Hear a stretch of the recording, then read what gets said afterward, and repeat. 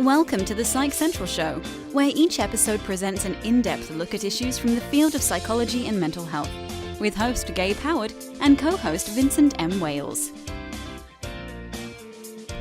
Hello everyone, and welcome to this week's episode of the Psych Central Show podcast. My name is Gabe Howard, and with me as always is Vincent M. Wales. This week, please welcome to the show Erik Coleman, former NFL safety who played with the New York Jets for 9 years. Today, he is a sports analyst for Sportsnet New York and a variety of sports networks. But today, he's not here to discuss football, but rather how addiction affects children, because at age 11, Erik found paraphernalia in his home, soon realizing that both of his parents were addicts. Erik, welcome to the show. Thank you. Thank you for having me. Thank you. So I do have one football question. I want to get it out of the way. I do apologize. Did you win a Super Bowl? I did not. That's one thing that I regret about my career. You know, I got to play in some really cool cities. You know, being a New York Jet, an Atlanta Falcon, and a Detroit Lion.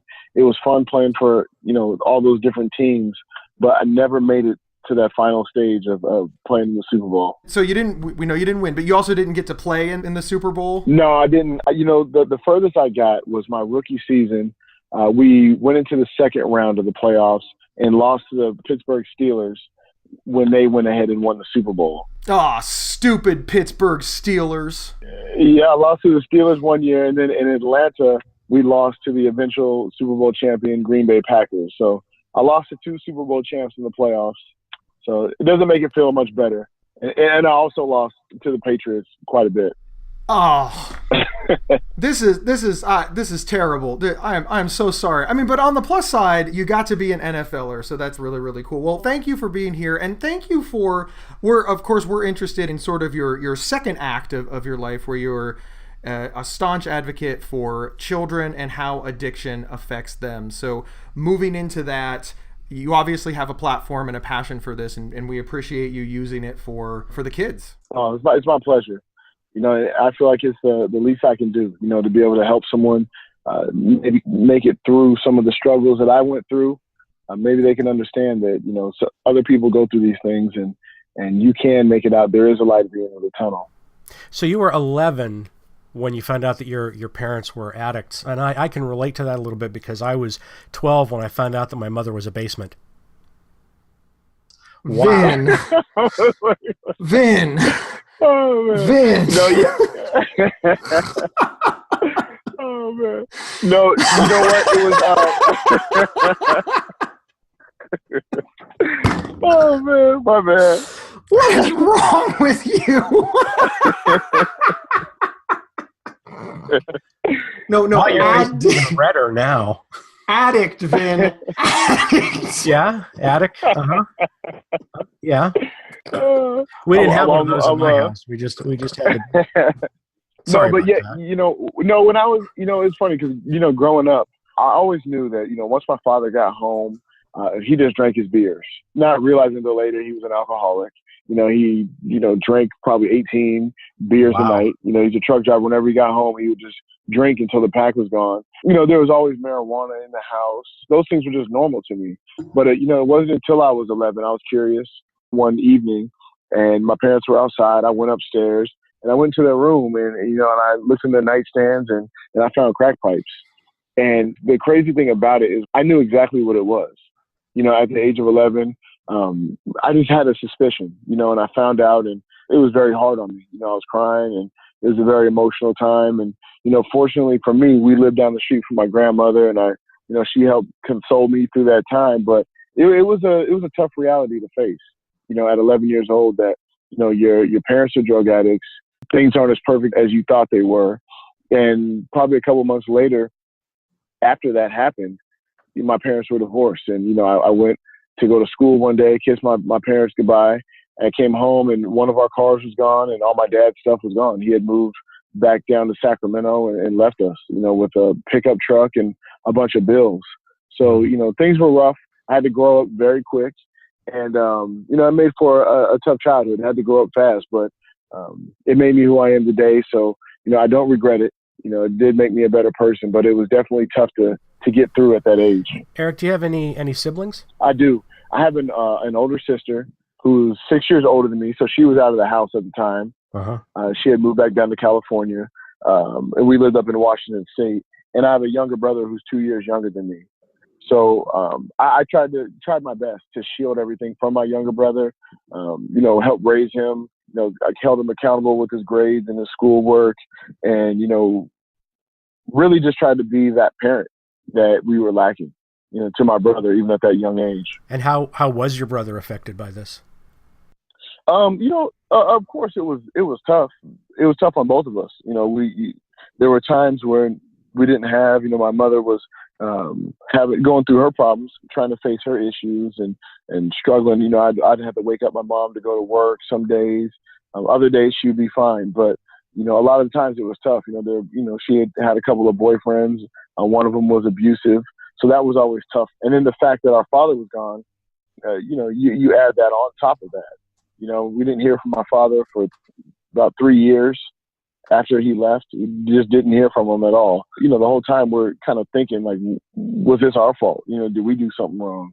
And it made it tough. But, thankfully my brother is successful now. He's a great father, great husband, and I'm very proud of him. I sort of want to touch on this for a moment because, clearly you were an NFL player, so you made it to the elite level of sport. And, you just said that your brother and sister are both successful. And somebody on the outside looking in could say, oh, well, then addiction isn't that bad because after all, your family is okay. But we know that just because you're able to get through something and come out okay on the other end doesn't mean that you're not carrying lingering trauma. How has that affected you? Because as you've sort of said, money doesn't take away the pain of what happened, but you have been able to set it aside and achieve, as have the rest of your family. Yeah, it does affect you in many ways. It wasn't really until I was in the NFL that I went and saw a psychologist. I was going through a tough time, a tough patch in my career, and I didn't know why I was feeling all these emotions. And it wasn't until I went and talked to someone that I figured out that these things had followed me. All these issues of, not being able to let out my emotions. As an 11-year-old, having gone through that problem, getting raised through those issues, having your mom be addicted to drugs and, all these tough times that we went through, I became an introvert. I didn't know how to release my feelings. I didn't know how to talk to people, how to talk about what was going on in my life. And my girlfriend at the time and now wife really helped me to find that, and to understand why I wasn't communicating, why I didn't, want to talk about my emotions. Why did I ball everything up inside and explode every once in a while? And for my sister, my sister had her issues that she went through. She suffers. She's bipolar. She had, some traumatic issues that took a toll on her life. So, she's successful now. She has 5 children. She's a social worker, does great things. She got her master's degree. We've accomplished great things, but at the same time, we still have our demons and our issues that we have to try to deal with and continue to grow from. So what would you like to see happen for other 11-year-olds that are in this situation? And obviously what you'd like to see happen is that their parents get cleaned up and move forward. But how do we as a society step in to advocate for these children? Because it's way too simplistic to say, oh, we'll just take all these kids away from their parents and leave their parents. Child separation is not a good idea, but as you will probably agree with, and please tell me if you don't, leaving young children in the care of addicts is also not ideal. So what's the, I hate to say solution because that sounds so simple, but where's the advocacy point for you? How can we help these families? How can we help these children? Well, in my opinion, it's family counseling. Obviously the parents getting help and with their addiction, and but the family component will definitely help them. So everyone else can understand what the parents are going through. Also, I spend time as a mentor. Mentoring kids. It'd be nice for people who have been through those tough times to be able to talk to those children, to let them know that there's someone there for them, someone who cares about them. Because I know when I was young going through that time, I felt like I was the only person in the world who was going through these issues. I remember always asking myself, why me? Why is this happening to me in my life? And to know someone else has been through those struggles, to know someone came out on top from those struggles would have done a lot of great things. It would have helped me a lot at that age.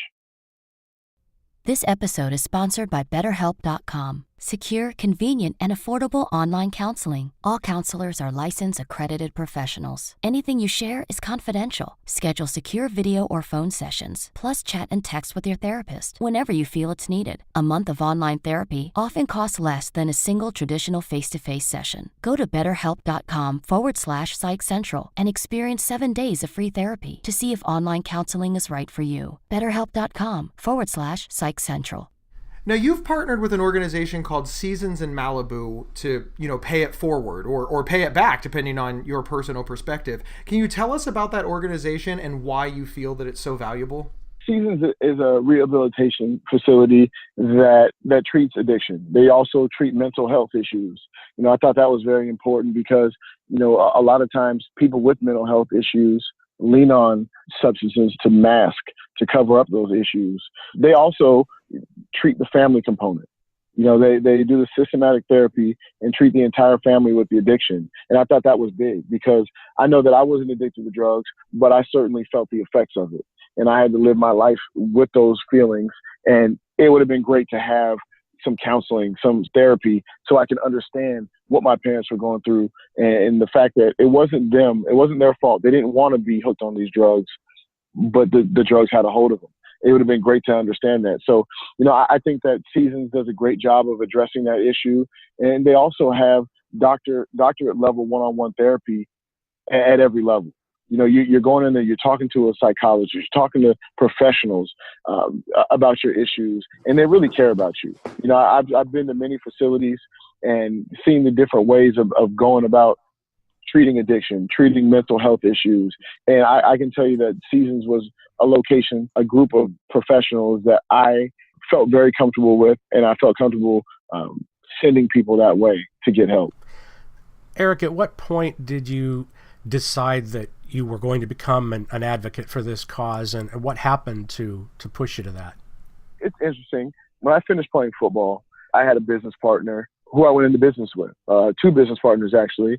I opened up a medical clinic. And it's an anti-aging clinic. We do hormone replacement therapy. And it's been something that's been great for my post-football career. But while in that partnership, they also had treatment facilities and that I didn't know about. And they were building a facility and they asked if I wanted to invest in it. So I invested. I thought it was great. It was a great financial decision. It was awesome. And then after that, they opened up another facility. And I said to myself, instead of just being invested financially, why don't I invest some of my time into this? And once I decided that, I reached out to the New York Jets because I do television for the Jets. I do a lot of community outreach for the Jets. And I asked them, are they involved in any organizations that help people with addiction issues? And it so happened that they were. So I started connecting with Reach New Jersey. It was an organization that helped erase the stigma about addiction. And so I went to some candlelight vigils. I started meeting people, started meeting families, people who were going through addiction issues and having those conversations. And I said, listen, I have such a big platform. I'm a former professional football player, current broadcaster. I'm in the position where people listen to what I have to say. So I took it upon myself to do more research, get more involved in the addiction space. And it's been wonderful ever since I decided to do that. I've touched so many people. So many people have touched me, I should say. So many people with their stories, success stories, with their trials and tribulations. It's touched me a lot. And to be frank with you, I have 3 children. It scares me. And I really do want to make a difference so that our children's lives are a lot better than ours. Vin and I, we interview a lot of people, and we try to ask questions that other people don't ask because, we figure people that like media like ours are probably sick and tired of hearing the same question. But we're going to kind of suspend that rule for a moment. And I fully acknowledge this is a lame question. But what would you like to tell your 11-year-old self? If there was a magic phone that reached through time and you could call yourself back when you were 11, what would you say? I would tell my 11-year-old self to stay strong, that things are going to get better, and God doesn't bring you to something that he knows you can't get through. One day, this lesson that you're learning right now is going to help thousands of people you're going through a tough time right now. You're being sacrificed right now. Your childhood is being sacrificed right now so that you can help thousands of people in the future. I think that's something I would tell myself, my 11-year-old self, and hopefully I'd understand. I'd understand that I'm going through these issues to equip me with the tools to help others. That's very cool. Now, just out of curiosity, would you tell him that you're also an NFL football player in the future? Oh, yeah. That would definitely help. That would probably help me if I would have said, you know what, and you're going to get treated. You're going to get blessed with playing in the NFL for 9 years. You're going to live in New York, and you're going to have a beautiful wife and 3 amazing children. I think that would have helped out as well. That's very, very cool. Now, I know that as part of your advocacy, you help explain addiction to people that don't understand it. Obviously the person who is addicted, they understand how they're suffering, and the people around them, like their children, their friends, and their families, they're seeing this firsthand, and it creates a lot of trauma. But as you yourself have said, there's a lot of stigma surrounding people who are addicts. There's a lot of quotes in the media that are just like, why are we reviving them? Why don't we just let them die? Narcan is, for those who don't know, it's a treatment drug for people who have overdosed on opioids. And there's pushback on it. Like, is this something that we should be using? And that, of course, is, I'm an advocate, so it bothers me. Like, should we revive people? Yes, we should. Why is this a discussion? But it is a discussion. So what do you say to the people who are standing on the peripheral saying, well, they're just a bunch of drug addicts. Why do we care? I say to them that addiction is a disease, no different than heart disease, no different than diabetes, no different than lung cancer. All these other diseases, for some reason, they don't have a stigma to them. Everyone gets treated. Someone has diabetes. Oh, let me make sure you get your insulin. You get lung cancer. I want to make sure everyone gets treated. Addiction is no different from those diseases. They're brought on by the decisions that you make, whether it's eating bad food, smoking cigarettes, or picking up drugs. They're all in the same realm. So there's no reason why a drug addiction or alcohol addiction should be treated any different than these other diseases. How do you think we can get people to come to that realization so that they start treating it that way? Spreading the message. There are very few people that I've met that don't know someone who has been affected by addiction. And the more we have the conversation, the more we bring up the topic and open up the conversation and share stories about your addiction, about your success, about your recovery. I think the more that we raise awareness about it, the more the stigma begins to dissipate. And I think that it's important to have these conversations. They're uncomfortable. Sometimes they're shameful. You're not proud of being addicted to a substance. But you know what? It's reality. And we need to talk about it, and we need to help the people who are going through these tough times. Thank you. We're about out of time. Thank you so much for being on the show. So this is really kind of our final question. Can you update us on your parents? How is your family now? How did it all turn out? Thank you for asking. My parents are doing great. Thank God. My father, he lives in California. He hasn't picked up a drink in over 3 years. He hasn't smoked a cigarette in 2 years. And, health-wise, he's had his struggles, but he's exercising every day. He's feeling great, with life. My mother has been drug-free for 14 years. She is a deaconess at our church. She's a great grandmother. She's a wonderful mother, and she's doing great with her life. She's helping others. She's really touching other people's lives. And I couldn't be more proud of my mother for overcoming all the tough struggles that she's been through. And how's the relationship between everybody in your family? Have you made amends? Have you made peace? Were the rifts healed, as they say? Yes. It was a tough road. It was a tough road getting through all those obstacles. But I think, as I grew up, as I became a husband, as I became a parent, you start to realize that parents aren't perfect. They're just two people that had children, and the more I realized that, the more I realized that, my parents had issues. They had their flaws, and, my father and I are on great terms. We talk, once or twice a month. My mother and I have always been close. We are constantly on the phone back and forth with one another, and the relationships have been great. My brother and sister are all healthy and happy. They all have children that are all healthy. We all have good relationships with our parents. So I'm very thankful, and I'm proud of my parents. I tell them that every time I speak to them. I'm proud of how far they've come in life, and just keep up the fight and keep doing good. Erik, thank you so much for being on the show. You are easy to talk to, very practical, and we very much like your message. So again, thank you. Thank you. It was an absolute pleasure, and I appreciate everything that you all are doing, and please keep up the good work. Oh, thank you so much. We will. And thank you, everyone, for tuning in. And remember, you can get 1 week of free, convenient, affordable, private online counseling anytime, anywhere by visiting betterhelp.com/psychcentral. We will see everyone next week. Thank you for listening to the Psych Central Show. Please rate, review, and subscribe on iTunes or wherever you found this podcast. We encourage you to share our show on social media and with friends and family. Previous episodes can be found at psychcentral.com/show. Psychcentral.com is the internet's oldest and largest independent mental health website. Psych Central is overseen by Dr. John Grohol, a mental health expert and one of the pioneering leaders in online mental health. Our host, Gabe Howard, is an award-winning writer and speaker who travels nationally. You can find more information on Gabe at gabehoward.com. Our co-host, Vincent M. Wales, is a trained suicide prevention crisis counselor and author of several award-winning speculative fiction novels. You can learn more about Vincent at vincentmwales.com. If you have feedback about the show, please email talkback@psychcentral.com.